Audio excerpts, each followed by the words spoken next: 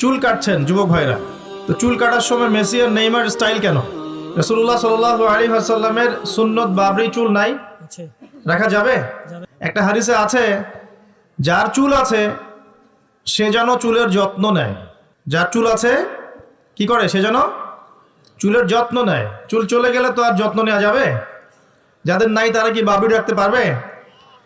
যাদের আছে সুন্নত বাবরি রাখা যাবে না ইনশাল্লাহ? আচ্ছা, সব সময় এটা বাধ্যতামূলক নয় আপনার জন্য, কিন্তু যদি সুযোগ থাকে আপনি রাখতে পারেন।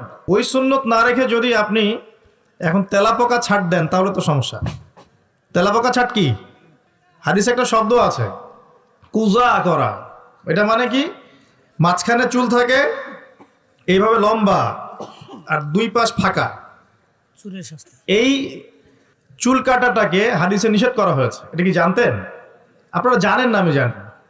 এভাবে চুল কাটাটাকে হাদিসে কি করা হয়েছে? নিষেধ করা হয়েছে।